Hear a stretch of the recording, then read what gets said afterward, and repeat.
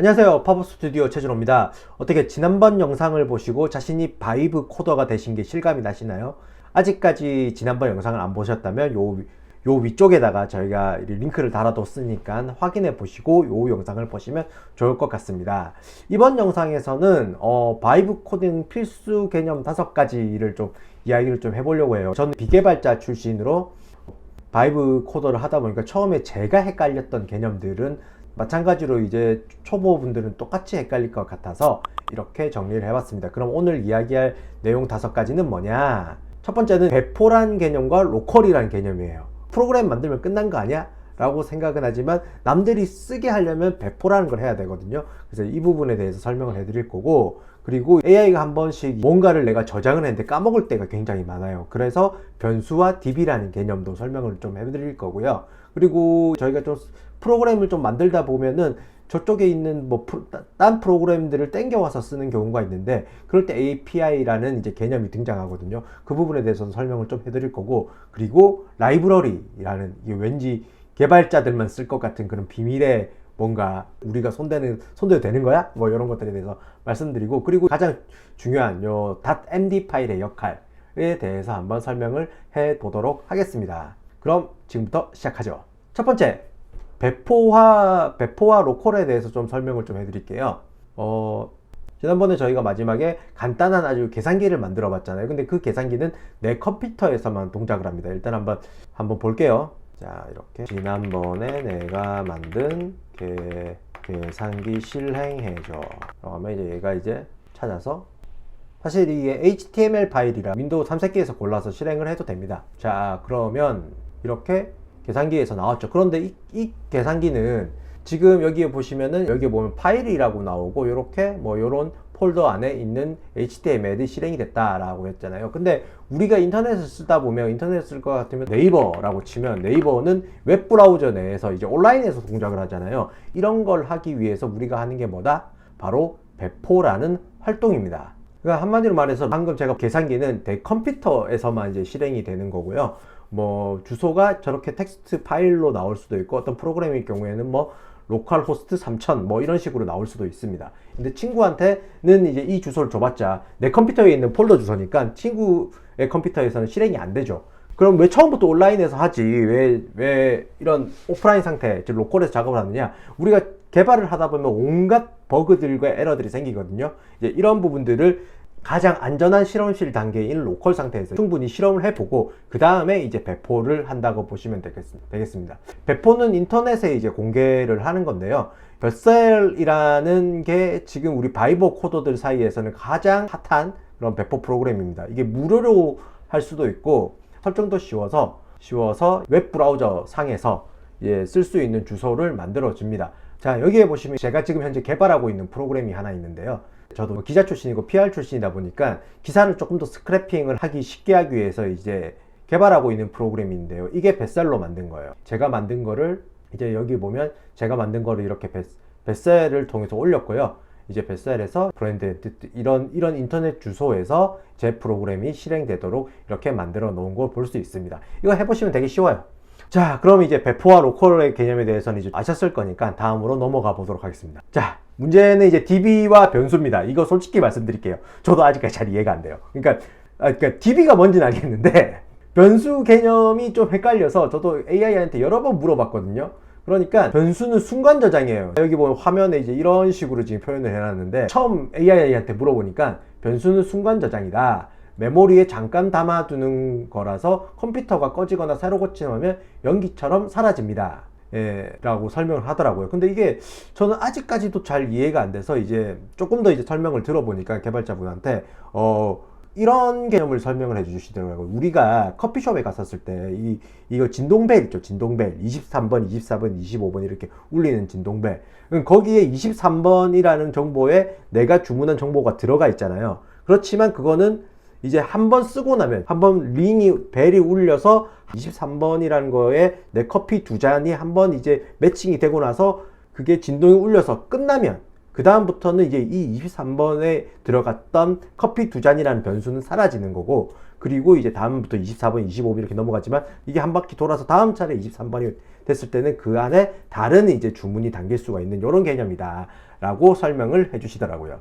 네. 저도 최대한 이해를 한 부분에 대해서 말씀드렸는데, 골치 아픕니다. 네, 저도 골치 아픕니다. 그러면은 내가 23번 주문이라는 거에 영원히 내 주문을 넣어두고 싶다. 그러면 어떻게 해야 되냐? 그러면 데이터베이스에 저장을 합니다. 그러니까 냉장고처럼 안전하게 보관을 해주는 거다. 일반 서비스에서는 어떻게 쓰이느냐? 예를 들어 아이디에 매칭되는 회원 정보, 그리고 주문 내역, 내가 쓴 게시글들, 이런 것들은 데이터베이스에 다 남아있다, 이런 얘기 많이 들어보셨잖아요. 그러니까 일반적으로 AI한테 뭐를 저장해줘라고 하면 변수에 일단 저장을 한대요. 그런데 이제 꼭 데이터베이스에 저장해서 영구적으로 남게 해줘, 뭐 이렇게 얘기를 하라고 합니다. 그런데 그럼 이런 데이터베이스를 어떻게 쓰느냐? 백엔드 데이터베이스를 관리해주는 시스템을 연결을 안 시키면 다른 파일에다 일단 저장을 하는데, 이제 그렇게 하기보다는 이제 여기에 보면 저희 회사에서 만든 빅핸드라는 서비스가 있습니다. 저도 빅핸드를 사용해서 프로그램을 만들고 있는데, 여기서 아주 간단하게 바이브 코딩으로 빅핸드로 설정해줘 라고 하면 데이터베이스가 다다닥 만들어지는 그런 경험을 보실 수 있을 겁니다. 백엔드 프로그래머라고 얘기 들어보셨잖아요. 지금도 복잡한 서비스들은 아주 복잡한 이제 로직을 가지고 돌아가지만, 이제는 바이브 코더들이 백엔드 데이터베이스 만들어줘 하면 이제 끝나는 시대가 오고 있다. 그 선구자가 우리가 만든 빅핸드다. 이렇게 봐주시면 될 것 같습니다.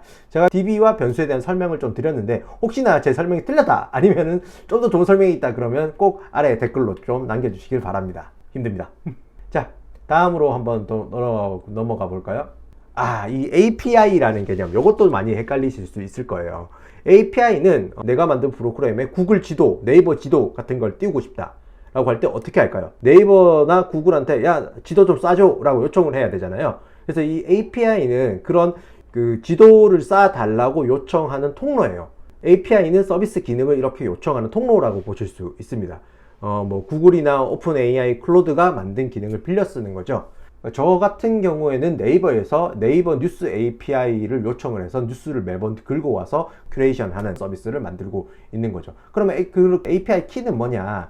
API 키는 내 계정을 식별하는 멤버십 카드예요. 그러니까 이 지도를 생성할 때 당연히 네이버나 구글 같은 회사들은 서비스를 돌리면 당연히 거긴 또 비용이 발생할 거 아니에요. 이제 그 비용을 얼마나 네가 썼느냐를 알아내기 위해서는 당연히 이런 API 키 같은 거를 개인용 멤버십 번호를 이렇게 준다고 보시면 돼요. 그래서 이게 그 일반적으로 개인용으로 뭔가 토이 프로젝트 정도 만들 때는 그 API가 공짜로 이렇게 쓸 수 있는데, 상용으로 쓸 때는 아마도 많은 비용이 이제 가공될 가능성이 큽니다. 그러면 제가 API 발행하는 걸 한번 보여드려 볼까요? 자, 이제 구글 맵 API를 한번 발급받아 볼게요. 그럼 이렇게 가서 여기에 나와 있는 것들을 발급받아서 쓰시면 됩니다. 그러면 이제 세라 API라는 게 있네요. 구글 맵인가 봅니다. 프리플랜 한 달에 250번까지는 공짜, 농 커머셜 유저 온리 이런 식으로 이렇게 나오잖아요. 이런 화면이 나오면 이제 다음 넘어가면서 API 키를 받아서 설치를 하시면 됩니다. 한번 해보시면 아주 쉽습니다. 자, 이제 그러면 다음으로 넘어가 볼게요. 다음은 라이브러리 개념입니다. 라이브러리가 뭔가 바이브 코딩을 하시다 보면 코드 몇 줄 안 짜는데 폴더 용량이 굉장히 큰 애가 막 만들어져 있는 가능성이 있고, 그리고 npm 인스톨 이런 말이 뜰 때가 있습니다. 예를 들어서 이제 이런 거죠. 보여드릴게요. 자, 여기가 이제 뭔가 설치를 한번 해볼게요. 이런 식으로 치면 이제 이런 뚜루두루두루 하면서 뭔가를 이제 설치를 합니다. 엑시오스, 리복스, 패키지 설치 이런 식으로 쫙 나오는데, 중간에 막 설치를 하라 그래요. 그러면 이게 뭐냐? 바이브 코딩을 하다 보면 그 기능은 있는데요 이러면서 막 설치를 하라 그래요. 그게 뭐냐? 바로 라이브러리 개발자들이 자주 쓰는 기능이랑 자주 쓰는 기능을 미리 만들어 묶어 놓는 코드 모음이에요. 마트에서 식자재를 팔잖아요. 당근을 팔고 오일을 팔고 있는데 밀키트도 팔잖아요. 그 밀키트 개념이라고 보면 돼요. 개발자들에게 아주 유명한 격언이 있는데요. 바퀴를 다시 발명하지 말라. 그러니까 복잡한 기능을 처음부터 직접 짜는 게 아니라 이미 작성된 요소들이 많이 공개가 되어 있어요. 이런 것들을 그냥 가져와서 쓰는 그런 개념이라고 봅니다. 이런 것들 막 하다 보면 이제 package.json이라는 파일을 일하는 게 컴퓨터에 생길 텐데요. 그러면 라이브러리 및 버전을 설치했는지 이런 것들을 기록을 해 줍니다. 요 부분, 바퀴를 다시 발명하지 마라, 요 격언을 이제 실천을 하기 위해서 개발자 분들은 라이브러리를 내려받아서 많이 사용을 한다 라고 보시면 될 것 같습니다. 마지막으로 이제 사실 이게 굉장히 좀 중요한데, 바이브 코딩을 하다 보면 얘가 왜 이렇게 멍청하지 라는 생각이 들 때가 있어요. 바이브 코딩 해보시면 아시겠지만 계속 이제 한 세션의 길이가 한계가 있어요. 한계가 있다 보니까 내가 이 세션에서 대화했던 기록들을 이제 저장을 해놔야 되거든요. 저희 회사의 이제 CIO님께서 늘 하는 얘기가 있는데, 얘가 일을 굉장히 잘하는데 바이브 코딩은, 특히 클로드는. 근데 단기 기억 상실증 항자라서 얘한테 늘 이제 숙지할 수 있는 매뉴얼을 줘야 돼요. 아니면 신입사원 회사에 들어왔다, 신입사원한테 주는 매뉴얼이라고 생각을 하면 됩니다.